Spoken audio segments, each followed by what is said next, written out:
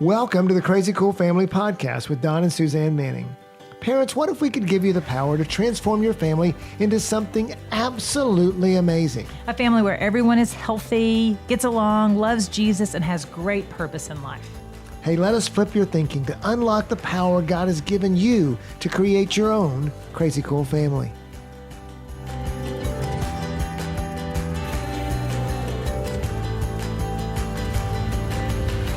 Hey, Crazy Cool parents, welcome to the Weekly Rethink.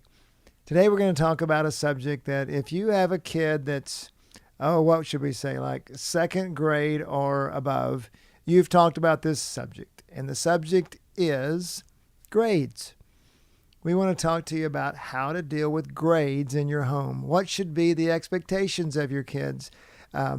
Should you be, having them always strive to make straight A's? What should be your role in helping them? And let's just start with an overall statement. Suzanne and I have our second daughter, Madeline, and our second son, Maddox, here with us to talk about how we treat Two of our smartest children. Yeah, exactly. This would be a different podcast if we had some of the others in here. We had some of the dumb ones in kidding. here. Just kidding. No. They can't hear us. They probably won't even listen to this. Yeah.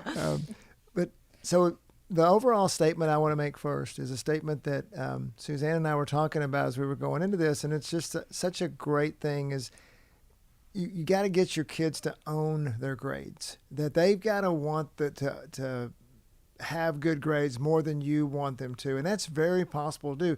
We inspire in them. We teach them throughout their, from childhood all the way from first grade up into high school, to where that by the time you guys get into high school, we're not really looking at your grades. And so we want to walk through that process and then also talk about some kind of ancillary stuff with respect to grades. But the overall theme is and Suzanne, jump in with this, is that because you were a big part of the day-to-day part of that is we got to get our kids to own their own grades, right?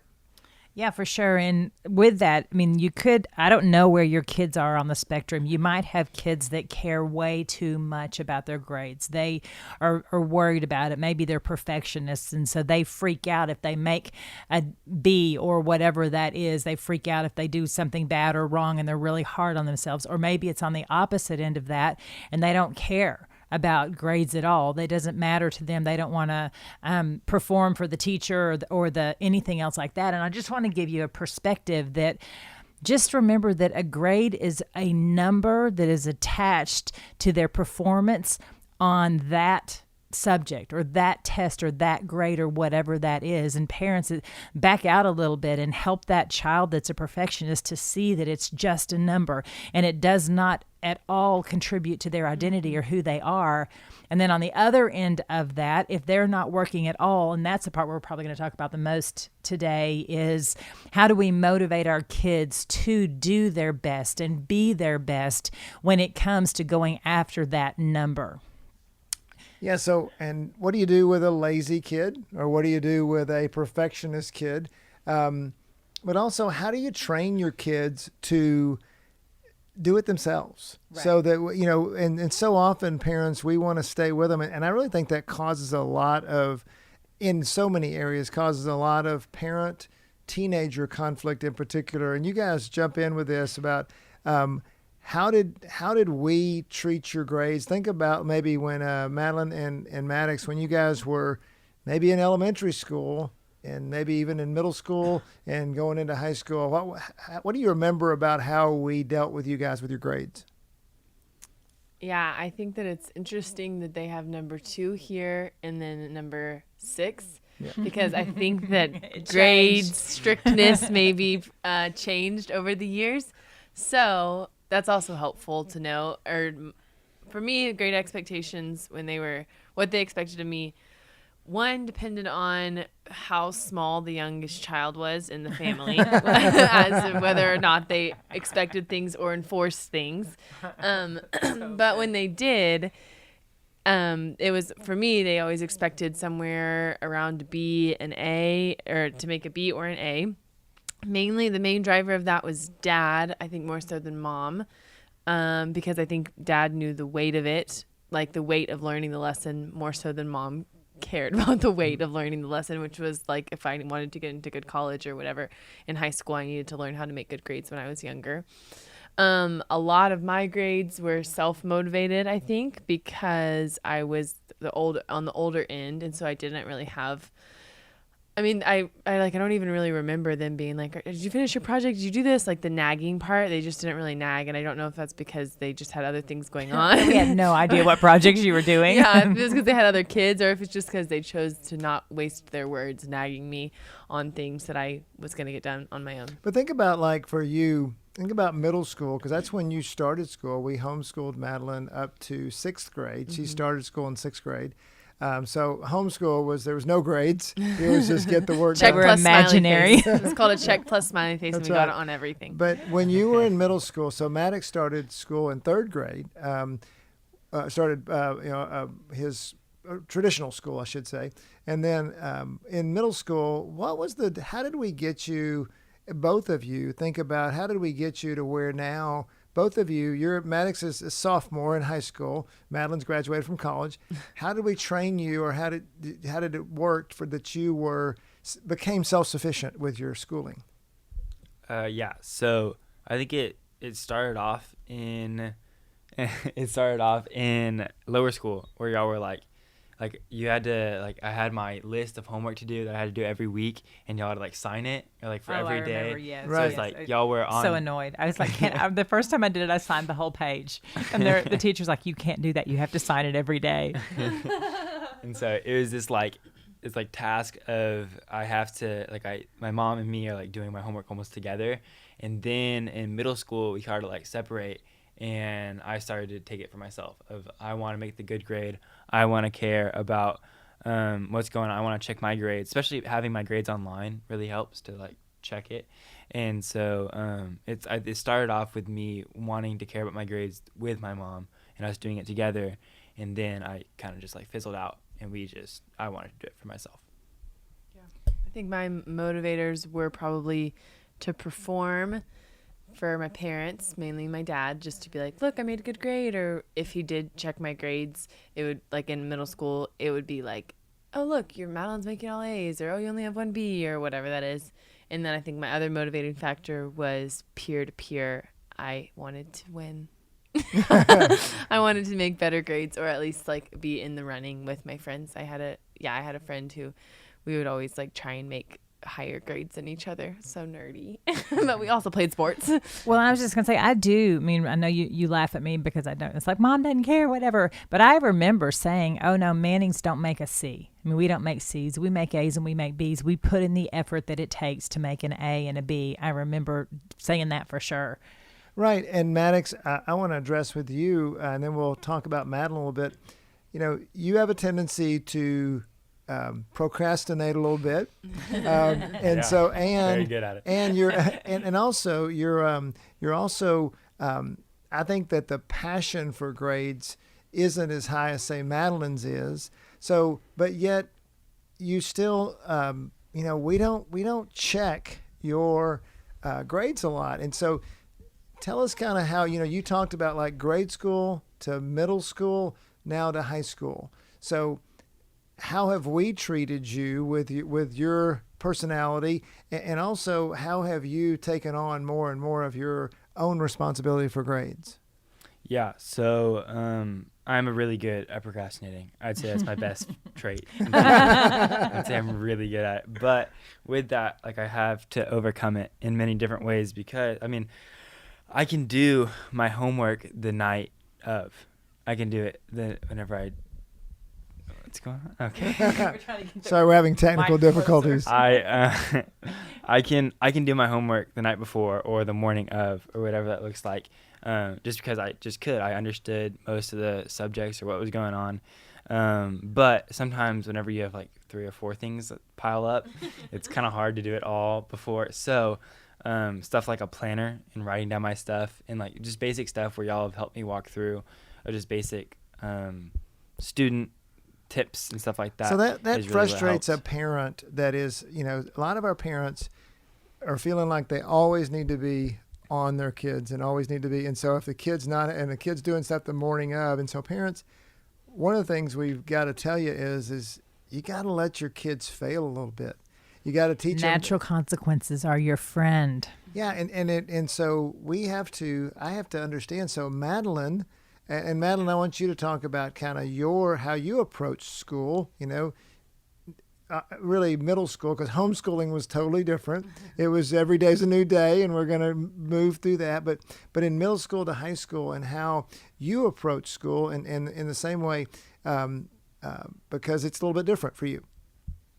Yeah, I didn't procrastinate as much, but I also would not say that I did everything like perfectly either. Madeline's deal was she was just not very organized, and she would much rather hang out with people than do the tasks of pen and paper. And so Yes. she would wait or push it till the very last minute, not so much because of procrastination, but because there were so many other things going on. And I wouldn't sleep. Then I would stay up all night and finish things. But normally it was because I had basketball practice and then yearbook. And then after yearbook, we all went to Yogurt Story. And then it was like this, that, and the other. And so school would just get put on the back burner. But the problem they had to like relax for me, because I made good grades and I figured it out and I did it, and they didn't have to be on my back about it. And so it was like the next day I was tired, but that was my own natural consequence that I had to deal with, because I waited to do my school, or because I was hanging out with people, or because I was too busy or had too full of a schedule. But I still like made fine grades, and so it wasn't like that big of a deal. And really more than fine grades, and Maddox is just getting into this, but he's making good. I mean, you guys both made excellent grades.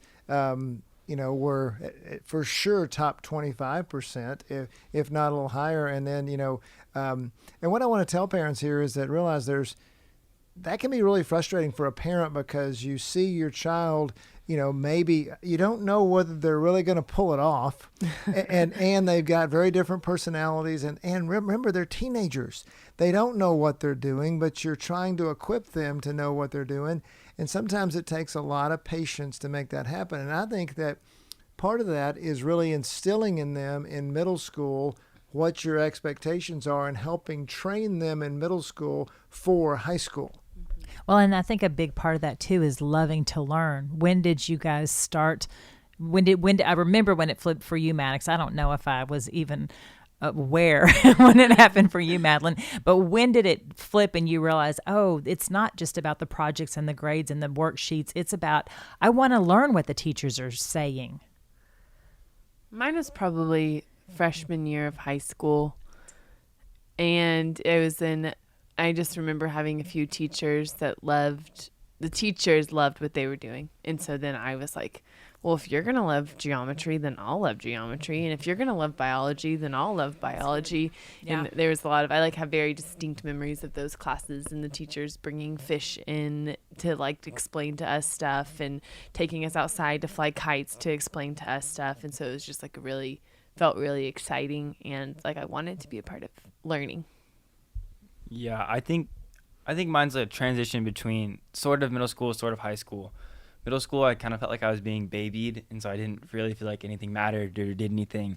But high school was whenever it's kind of similar. I had really good teachers that I really liked what they were doing, as well as it felt like it counted. So I was like, I gotta actually do something. It counts. It's going somewhere.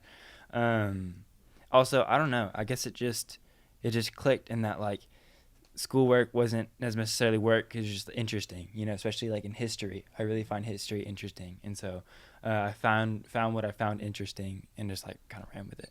Yeah. And so that's what I just wanted to say to you parents is our goal in middle school is to not burn our kids out.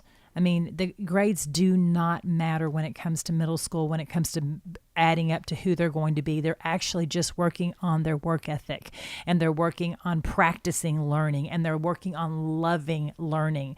And then they get into middle school, and that's where you're adding in responsibility and your systems, like we mentioned, and the different things that they need to do to be a success when they get to the place, which is about high school, where they're now given the opportunity to love to learn. You've got the foundation laid from elementary and middle school. And I mean, it's perfect because the school system's set up that's now when grades start counting. And so let them learn to not turn in their grades or their papers in elementary and middle school when it doesn't really matter, so that it's not painful. Like Maddox, you were talking about digging yourself out of a hole one time when you got a 0. Yeah. I mean, I would get a 0. It only happened like once, but I just saw it as this, it was painful, and that's why it happened. Anchor in that grade, because it's just so hard to work back and doing the math and seeing how I can get it up. Well, and parents teach your kids how to make an A in a class. In terms of, Maddox, we were just talking about before the podcast how I showed you guys how to make an A, what grades you needed to make, and then how you kept track of your grades throughout the semester. And again, parents, we're doing it so they can do it on their own. And we did that in middle school. And so then you would come up to me and say, hey, Dad, let's calculate what grade I have to make on the final to make an A in the class. You remember that? Yeah. Well, I remember going through that in factoring in a 0 and just showing before you even got the 0, before it was even a natural consequence. And so that you did see how it dropped. And so parents, if you have a student that has a hard time getting their work done, or you're having to fight them to get their work done, then go ahead and show them what that grade looks like with a 0 or 2 zeros or 3 zeros factored in. Yeah. And then going on top of that, teaching them how to make an A. I think that's something that Mom and Dad did really well, was to know our giftings.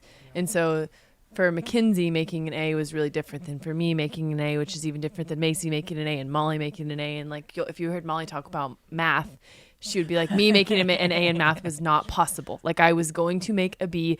I was going to make a B if I was lucky, probably a C. And so them just knowing that that's how her brain works, whereas they could expect for me to make an A, and because I am able to work, it works differently. Or I just even remember my dad sitting down with me, and I would bring my algebra to him and be like, okay, I don't understand this. And he would take me to the back of the book where there was all the practice problems, and he would be like, do all of these until you get them right. And I was like, this is so annoying. But he worked with me and taught me how to learn the concept, not just finish the homework. And so when I got to college and on, I was continuing to learn the problem, not just the concept. And so them working with us specifically based off our personalities to help us be able to make the A, which in our minds it could be the A or the B or the C. It doesn't really mean an A has to be an A. It's just they worked to make us do the best that we could do at that class or in that subject. Yeah, and I love that you said that, Madeline, because McCade is wired to do math and science. And so he's great. So he's in the honors class of math and science, but it would kill him if we were to put him in an English honors class, it is least favorite subject. And so But Maddox is in all history, English, but AP. He's in AP history and English. Exactly. That's his favorite subjects. And so just pay attention to where your kids are and then support them in their subjects that they're strong in. And then, I guess support them in the subject that they're weak in too. And just know that and don't blanket expect them to have, be perfect in all of them. Yeah. So parents, part of this is just teaching them how to study, how to make grades, so that, again, you're training them to do it on their own.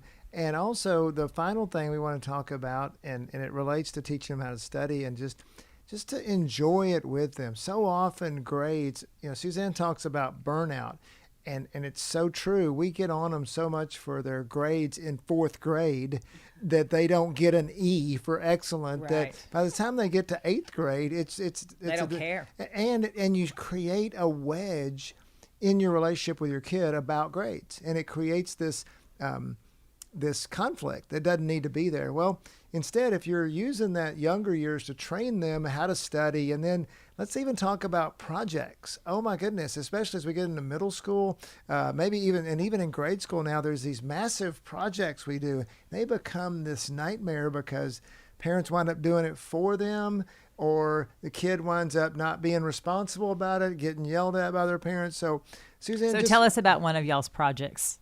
What's your I don't know, Maddox, I can think of wildflower project. I can think of. I don't know. I think that every single project I've done, including papers, I've used my mom's help some way, shape, or form, just because I needed it or I didn't understand it, especially in art. I'm so bad at art. And so anything, drawing or anything like that, I had your help. But of just like us doing it together, like flower project or that project in 3rd grade with the shoebox. I don't even know what that was, but like sitting down and us doing it and her teaching me like how to do this and that, which I like now I know how to use a hot glue gun. Like, now which I, is so cool, right? Like, yeah, like now I know how to do stuff. And so, but it's like that community that we had of just me and you figuring out and doing it. So I guess I made the good grade on it, but I also had the experience behind it, which is better. And I'll use that for longer. Yeah, and so that's what I just want to encourage you parents, that instead of dreading those projects that are coming up, looking forward to them as an opportunity to connect with your kid, to work on a project. And I used to be so overwhelmed and so frustrated. Oh my gosh, are you kidding me? There's another project. Mackenzie had to do a board game about a mystery, Nancy Drew mystery book that she read, and I was like livid. And then we got into it and it was so much fun. And I think that flipped it even for me, like, oh no, these projects are fun. This is going to be amazing. And so just if you look at that, looking at that way, and then also parents, hear what Maddox said, that he learned how to use the glue gun. And while it was terrifying for me to allow his little self to burn himself with the glue, which he did, it's so valuable to let your kids do the project, because one, if you do it, then they don't get to feel good about themselves. They get hung up on, well, mommy does it better, I'm not going to do it anyway. And then also, don't you remember Maddox walking up and down and we're like, parent did that, parent did that, parent did that. Yeah. And so your teacher knows if you give it to your kid or if you do it. And so let your kid do it. Let them succeed.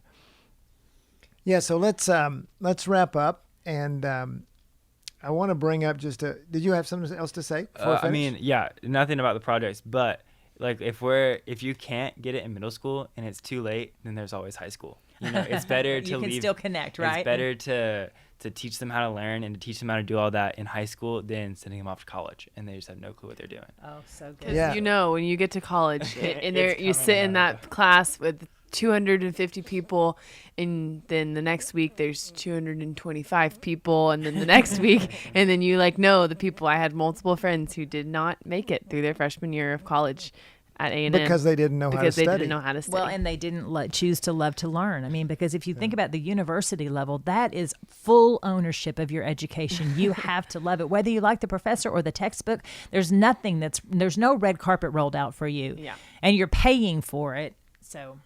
Yeah, so as we wrap up, just a few things that we'll summarize with is one, teach your kids how to study and teach them in the elementary school. You know, even in 3rd grade, Suzanne's talking about, teach them how to use the glue gun, teach them how, let them hands-on, let them make mistakes, let them make bad grades, let them make zeros, because it's teaching them the consequences, natural consequences, so that they learn that they don't want that to happen to them. And then, you know, as they get into middle school, teach them how to study, teach them how to make grades, teach them how to follow their own calendar, teach them how to be responsible, even with all their personalities. And you're going to have to, again, allow them their own freedoms to do things the way they want to. Otherwise, you're going to be the one hovering over. And then finally, Suzanne was talking about just teaching them how to learn and teach them a love for learning. And that if you instill those things over and over again, they will start to own it when they get into middle school and high school. Final thoughts? Well, yeah, I just wanted to we started out with, how do you motivate that kid that doesn't want to learn on that end? And then how do you support that kid that is a perfectionist? And so I just want to close with the super practical with that. And so that child that doesn't want to do it, doesn't have ownership or anything else like that, I would just tell my kids, okay, I know that it feels like it's a beating to go to school every day, but what you're actually doing is you are practicing for your job, for your career. You get up in the morning and you spend 8 hours in the classroom, and that's what you're going to do when you're an adult, but you're going to go to your job. And so right now, your homework is the work you're turning in, and the grade you get back is your paycheck. And so we're going to practice doing our job well. We're going to do it to the best of our ability. And so that's how you're going to sell them. You know, we always talk about selling to our kids. That's how you're going to sell them how to motivate themselves when it comes to making the grade. That's your grade. That's not my grade. I'll help you with that grade, but that's your number that's representing your work. And we want the biggest paycheck that we can get from that. And so then now fast forward, go to the other end of the spectrum where you've got the perfectionist. Macy was my perfectionist, and she was so hard on herself. We never got onto her for grades. I mean, for any kind of, if it was a good grade, we celebrated her, but if if it was a bad grade, we didn't even need to, because she would we either be a puddle of tears, or she'd be super frustrated, or she would motivate herself and set herself, all of herself. And she would, so just know your children when they're perfectionists, and allow them to make mistakes, and tell them that it's okay, and that and not to worry about it, and it's going to be fine. Does anybody have anything to say about perfectionism? Well, I just think it all comes back to relationship. And we need to connect with our kids and help them to be their best, and help them to do it on their own.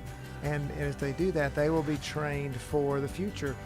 Everything we say comes back to relationship, including grades. Grades are all about relationship. They're all about connection. And they're all about training them to go on to the next level on their own. So Maddox and Madeline, Suzanne, thanks for being here. And we will see you next time. Go be crazy, parents. crazycoolfamily.com.